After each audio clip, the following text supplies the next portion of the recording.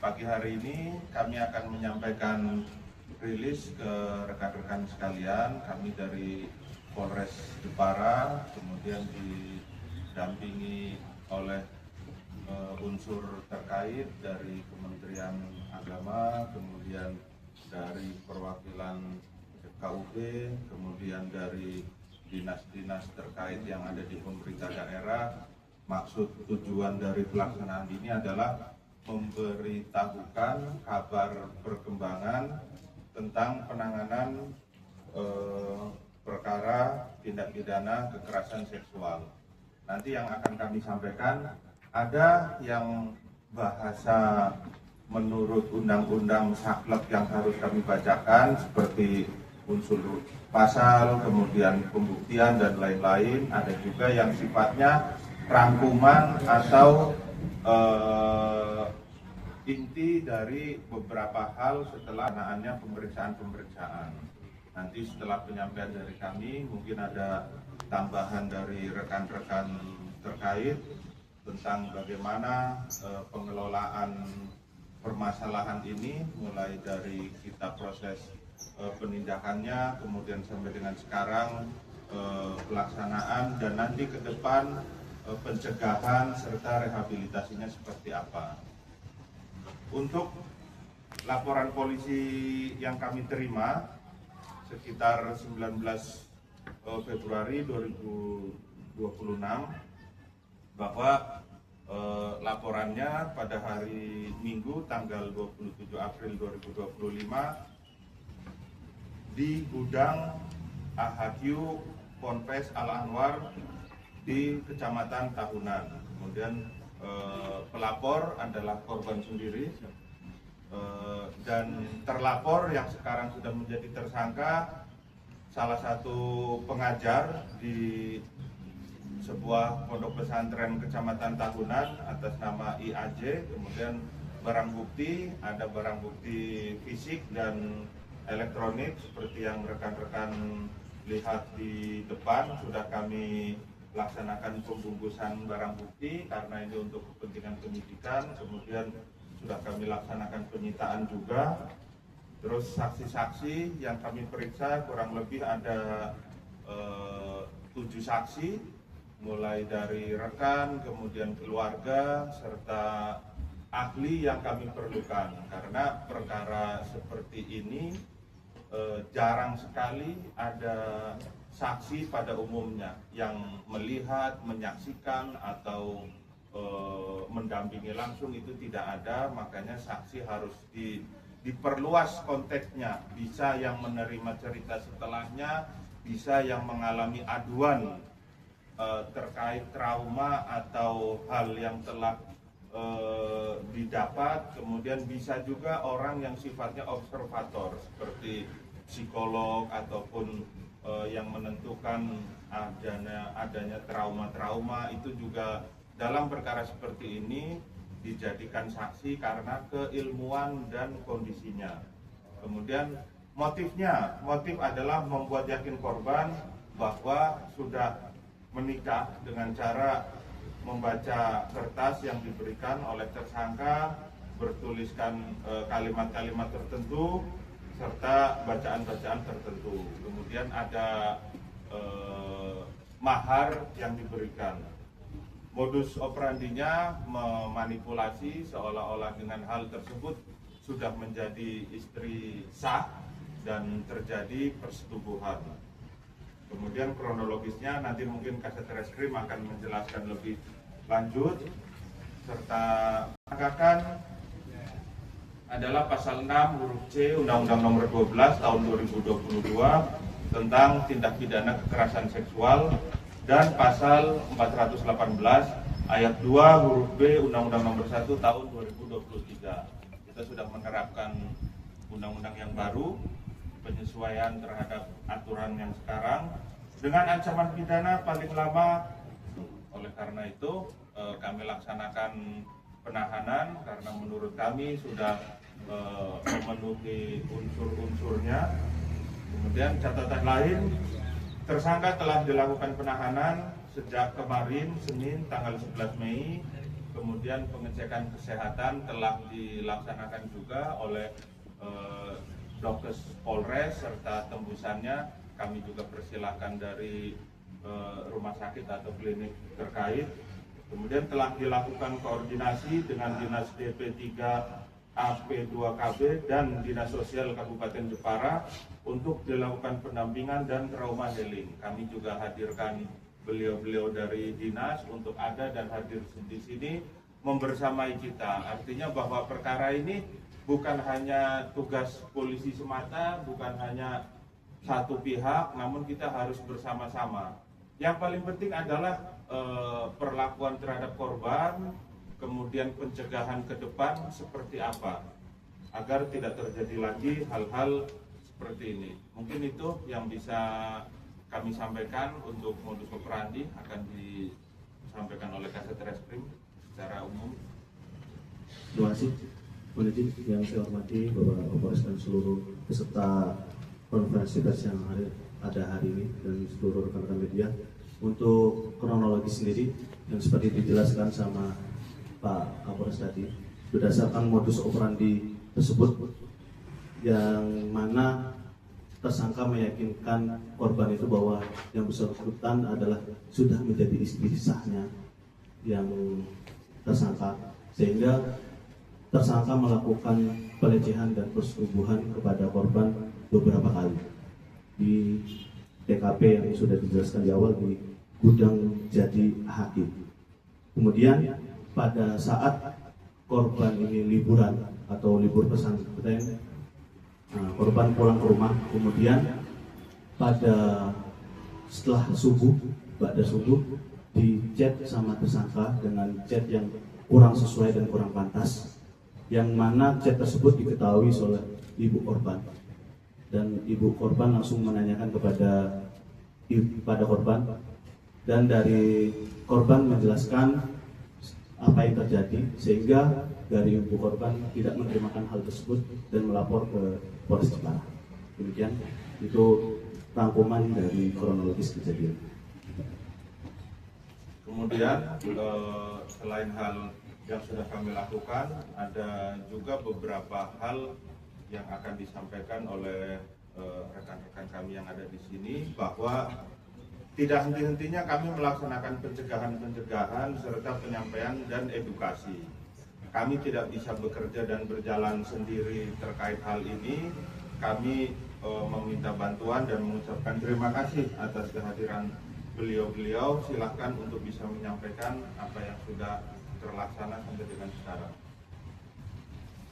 Assalamualaikum warahmatullahi wabarakatuh. Polres yang saya hormati, Bapak Ibu sekalian. Dalam hal ini, yang pertama saya menyampaikan apresiasi dan terima kasih kepada jajaran Polres Jepara yang telah menangani peristiwa ini, kasus ini secara profesional, dan sepenuhnya nanti kami akan menyerahkan kepada Polres untuk selanjutnya proses hukum yang akan dilakukan. Yang kedua, tentu kami punya tugas dalam rangka untuk mengembalikan posisi korban dan para santri yang ada di sana. Ini kami sudah bekerjasama dengan DP2KB, ya.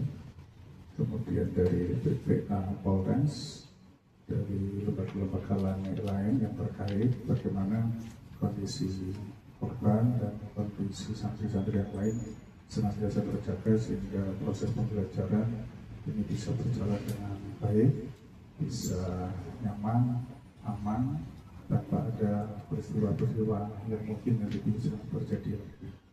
Kemudian dalam rangka untuk mengantisipasi hal ini agar tidak terjadi lagi, maka beberapa tahun sudah kita lakukan sebenarnya, tapi kemarin sudah kita lakukan kembali, yaitu deklarasi dari seluruh pengasuh pondok pesantren di Jepara bagaimana kegiatan proses belajar mengajar di pondok pesantren adalah menjadi tempat yang aman, nyaman, dan ramah bagi semuanya, khususnya bagi para santri itu. Ini kemarin sudah kita deklarasikan dan sudah ditandatangani komitmen bersama dari semua pengasuh pondok pesantren. Dan insya Allah seluruh pondok pesantren punya komitmen yang sama. Tidak ada yang menginginkan hal ini terjadi. Kemudian dalam proses berikutnya kami juga sudah menjalankan bagaimana proses mitigasi. Kami punya penyuluh di setiap kecamatan dan ini sudah kami jalankan. Dan mudah-mudahan dengan cara ini hal-hal yang semacam ini tidak terjadi di Kabupaten Jepara, dan kami sangat ingin pondok pesantren di Jepara adalah pondok pesantren yang menjamin rasa aman dan memberikan keramahan, memberikan kenyamanan bagi seluruh santri, termasuk ustadz-ustadz sebelahnya juga harus kita lindungi dari hal-hal yang tidak seharusnya terjadi. Saya kira itu tambahan dari kami. Terima kasih. Assalamualaikum warahmatullahi wabarakatuh.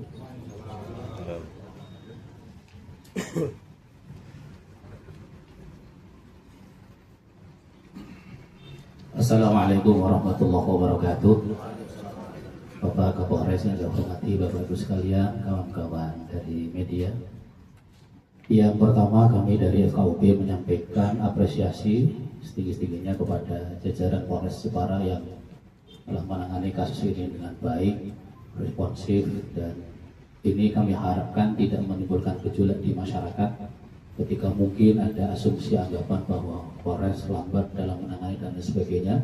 Hari ini telah dilakukan rilis bahwa kasusnya sampai seperti ini, dan kita bersyukur bahwa Polres bekerja secara profesional dengan baik, dan itu perlu kita apresiasi. Yang kedua, bahwa peristiwa ini kami harap tidak kemudian menjadikan trauma di kalangan masyarakat untuk memondokkan anaknya di pesantren. Sebab tidak semua pesantren kemudian seperti itu, dan ini kemudian asumsi yang berkembang di masyarakat. Jadi kepada masyarakat, tetap percayakan pendidikan panjenengan semua di pesantren, karena masih banyak pesantren di Jepara yang baik, yang ramah anak, tadi sudah disampaikan oleh Bapak Kemenang. Sehingga kasus ini adalah bagian kecil yang kemudian jangan sampai digeneralisir bahwa semua pesantren seperti itu. Kita perlu bantuan dari semua masyarakat, termasuk rekan-rekan media, untuk membuat narasi bahwa pesantren yang ada di Jepara itu masih banyak yang baik, masih banyak yang ramah anak, dan lain sebagainya. Sehingga jangan sampai menjadikan ini kemudian trauma bagi masyarakat untuk memondokkan anak-anaknya di pesantren. Karena mereka adalah calon-calon penerus bangsa, calon-calon penerus kita semua. Dan dengan adanya peristiwa ini, kita berharap tidak ada gejolak di masyarakat. Semua sudah clear, dijelaskan semua dari berbagai pihak yang terkait. Demikian saya kira. Terima kasih dan Assalamualaikum warahmatullahi wabarakatuh. Bismillahirrahmanirrahim. Assalamualaikum warahmatullahi wabarakatuh. Yang terhormat Bapak Kapolres serta jajarannya, yang kami hormati OPD terkait serta teman-teman wartawan semuanya. Saya dari DP3 AP2 KB UPT DPPA Kabupaten Jepara. Di sini kami akan sampaikan proses-proses yang sudah kita lalui selama proses ini berjalan. Jadi perlindungan perempuan anak ini sudah bekerja sama dengan beberapa pihak. Yang pertama dari Polres, kemudian dari Dinsos juga, dari Kemenak juga, terus dari psikologis juga, karena pas korban datang ke kami awalnya itu 10 bulan 10 2025 korban lapor ke kantor kami. Setelah itu kami lakukan asesmen awal. Setelah kita lakukan asesmen awal, ternyata si korban memerlukan kebutuhan psikologis dan bantuan hukum. Kita rujuk ke Polres. Kemudian yang untuk psikologisnya kita rujuk ke psikologis ke ini psikologis rekanan kami di UPT DPPA. Setelah itu tahapan berikutnya kita gandeng sama RKJM. Alhamdulillah sudah disetujui pula. Terus kemudian yang terakhir kita lakukan pendampingan psikologis lagi, karena di 2026 kita mulai lagi, kita lakukan pendampingan psikologis lagi. Terima kasih. Demikian penyampaiannya. Silakan apabila ada hal yang mau ditanyakan ke kami atau ke rekan-rekan kami, monggo silakan. Dan kira-kira ada korban lain nggak?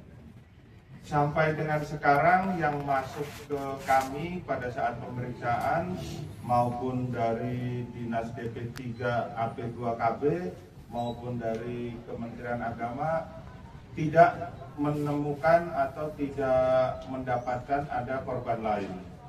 Pada saat terakhir ke sana minggu kemarin ya Pak, minggu kemarin ke sana kita interaksi juga dengan pesantren dan beberapa pihak di sekitar situ juga tidak ada korban lain. Namun silahkan apabila selain dari kami ada yang mengetahui hal itu terkait korban-korban lain bisa melaporkan, namun tidak ada gitu.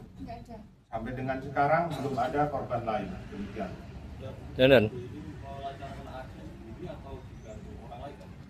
Hasil pemeriksaan sendirian melaksanakan karena yang bersangkutan sifatnya adalah salah satu tenaga pengajar, jadi bukan full yang ada di situ baik struktural ataupun fungsionalnya tidak, jadi hanya sesekali saja datang ke situ mengajar apabila diperlukan. Makanya dalam melakukan kegiatan tersebut perbuatan sendirian, tidak ada bantuan dari pihak lain atau tidak mengajak pihak lain. Dan untuk mengembalikan psikologis korban, ini langkah selanjutnya terutama untuk dinas-dinas terkait kepada si korban, langkah selanjutnya seperti apa? Terima kasih. Untuk mengembalikan psikologis korban kita sudah melakukan rujukan, nanti yang lebih tahu ini ahli psikolognya. Kalau mungkin itu dirasa, oh ini perlu kami lakukan pendampingan 3 atau 5 kali itu dari psikolognya. Misalnya dari psikolognya, oh ini ternyata jiwanya sudah tidak perlu lagi, sudah diakhiri, seperti itu Pak. Tapi dalam waktu dekat ini akan dilakukan? Sudah, masih berlangsung. Ya.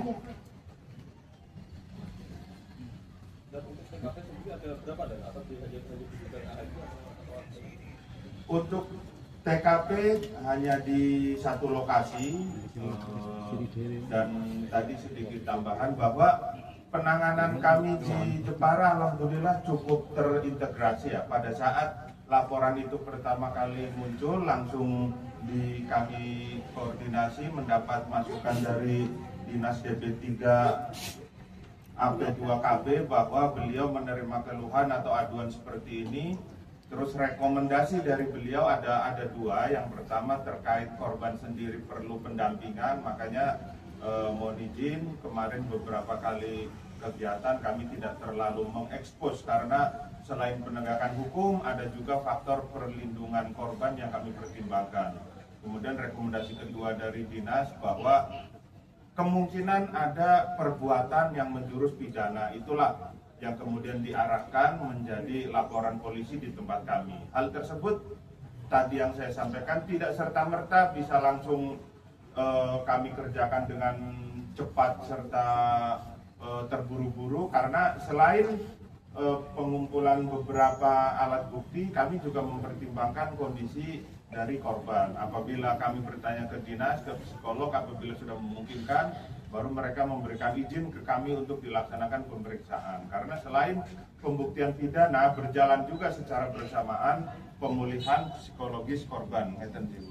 Kemudian selain itu, dari segi organisasi atau kelembagaannya juga dikerjakan, didatangi oleh penyuluh-penyuluh dari Kementerian Agama bahwa ini seperti apa, yang bersangkutan bagaimana, apakah hal atau bujuk rayu atau modus operandi tersebut disampaikan secara umum, masuk materi pengajaran atau pengasuhan, tapi ternyata tidak. Itu sifatnya personal, melalui komunikasi person to person, menggunakan alat komunikasi pribadi. Jadi kalau tidak salah rekomendasi beliau adalah clear bahwa tidak ada sangkutan pesantren atau tenaga pengajar lain pengasuh di situ murni kesalahan atau perbuatan dari satu pihaknya tentu Pak. Dan rekomendasi dari Kementerian Agama juga bahwa terhadap yang bersangkutan sudah tidak diperkenankan lagi sejak beberapa bulan yang lalu untuk mengajar atau muncul tampil di depan santri. Jadi kami sampaikan penanganan yang kami lakukan adalah holistik, bersama-sama, bekerja sama, maksudnya supaya semua tertangani, baik dari penegakan hukumnya, keberlanjutan dan eksistensi pondok pesantrennya, kemudian perlindungan terhadap psikologis korban, seperti itu. Tersangka ini melakukan aksi dari April 2020 detail pemeriksaannya ada, kami tinggal mengurutkan waktu dan perbuatannya. Yang jelas dengan yang kami dapat sekarang itu sudah cukup untuk melaksanakan pembuktian terhadap pidananya. Oleh karena itu kami laksanakan penahanan. Hal-hal lain akan kami laksanakan berikutnya, termasuk pendalaman-pendalaman. Tadi sudah untuk waktunya berapa lama hubungan mereka bisa terjalin, dan kemudian apakah sempat ada informasi bahwa korban sempat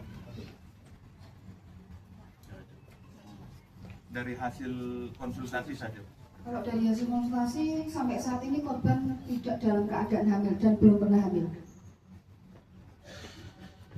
Jadi mohon maaf, terkait sentuhan ke korban, baik itu pemeriksaan atau pendalaman, kami selalu koordinasi dan minta pertimbangan dari beliau. Misalkan mau ada pendalaman, pertanyaan terkait modus operandi atau waktu, kami tanya dulu. Oh iya Pak, bisanya minggu depan atau bisanya besok Pak, karena baru dilaksanakan konseling hari ini sudah stabil. Jadi seperti itu rekan-rekan. Selain penegakan hukumnya, kami juga melaksanakan pendampingan terhadap kondisi kejiwaannya. Jangan sampai pada saat pelaksanaan penegakan hukum hal-hal negatif lain malah muncul dan kita abaikan. Itu tidak boleh juga. Monggo silakan. Saya Dan.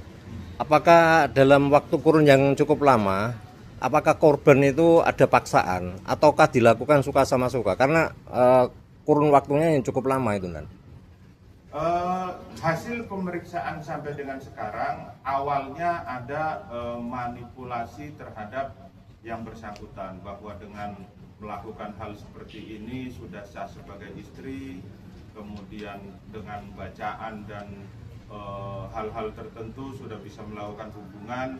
Setelah itulah ada rangkaian perbuatan berikutnya ya, yang menjadikan komunikasi awal dan tindakan awal sebagai tekanan atau paksaan secara psikis untuk korban mau terus melanjutkan hubungannya dengan tersangka. Jadi dari yang awalnya bujuk rayu, kemudian manipulatif, kata-kata bohong, perbuatan palsu, beralih setelah terjadi hubungan persetubuhan, beralihlah hal-hal tersebut digunakan sebagai tekanan atau paksaan secara psikis. Artinya kalau pekerjaan itu diulang-ulang terus-menerus, artinya kan tidak ada unsur paksaan di situ dari tersangka itu kepada si korban. Tekanan secara psikis ya, artinya menggunakan ancaman halus, kemudian menggunakan sindiran, hal-hal itulah yang kemudian membuat korban trauma atau ada tekanan psikis. Akhirnya muncul kebimbangan, ini saya benar atau tidak, saya beneran sudah jadi istri atau tidak. Kalau jadi istri kok pada saat tertentu beliau agak memaksa menggunakan ancaman psikis, kalau kamu tidak seperti ini nanti begini, kamu harus begini. Itulah yang kemudian memunculkan ketidaknyamanan, keraguan, dan nalarnya mulai berjalan. Konsullah akhirnya korban ke dinas terkait bahwa saya mengalami seperti ini, saya tertekan, saya tidak nyaman.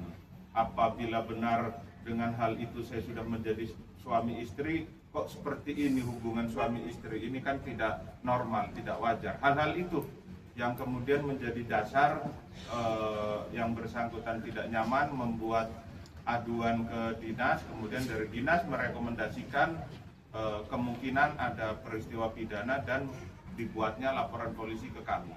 Untuk dilakukan selalu di tempat itu atau mungkin sempat dibawa keluar? Hasil pemeriksaan sampai dengan sekarang lokasinya sama di satu tempat itu. Untuk waktunya siang, pagi atau seringnya malam mungkin seperti apa? Boleh izin menjelaskan untuk waktunya di atas jam 11 malam. Jadi yang bersangkutan dari tersangka itu menghubungi korban di atas jam 11 malam. Jadi nunggu keadaan sepi. Korban mendatangi tersangka berarti? Ya, berdasarkan karena dipanggil berdasarkan WA. Iya. Jadi ditelepon di WA. Jadi kalau nggak diangkat teleponnya sampai berkali-kali ditelepon sampai korban ini mau mengangkat telepon. Demikian. Ya itu yang disampaikan dari Pak Kapolres, tekanan secara psikis. Oh ya. Tindakan ke depan pihak kepolisian untuk menyikapi kasus ini ke depannya gimana? Seperti kami sampaikan di awal, kami tidak bisa mengatasi ini sendiri, kami tidak bisa menyelesaikan sendiri. Terima kasih sampai dengan sekarang dari Kementerian Agama, dari dinas terkait, kemudian dari FKUB, dari MUI selalu membersamai kami.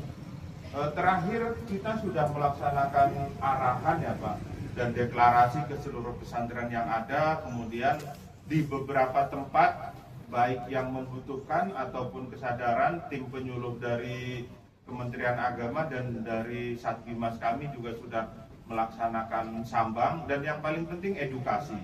Artinya supaya tidak terjadi lagi manipulasi-manipulasi dari perkataan ataupun perbuatan yang ujung-ujungnya nanti akan dijadikan untuk melakukan tekanan-tekanan.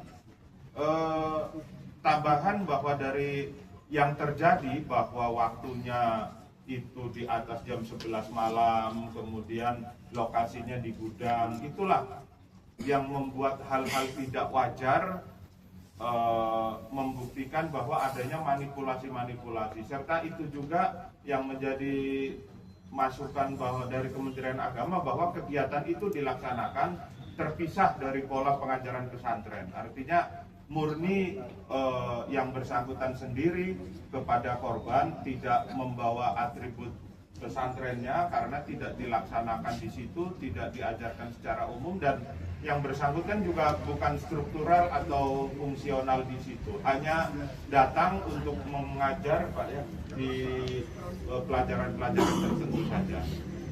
Selanjutnya kami menyampaikan pesan dan permintaan tolong kepada rekan-rekan sekalian, apabila ada korban lain atau apabila ada peristiwa lain, silahkan dilaporkan ke kami. Kami akan menanganinya sekali lagi dengan cara yang komprehensif dan bersama-sama melibatkan dinas terkait, karena sesungguhnya penegakan hukum adalah untuk kebermanfaatan.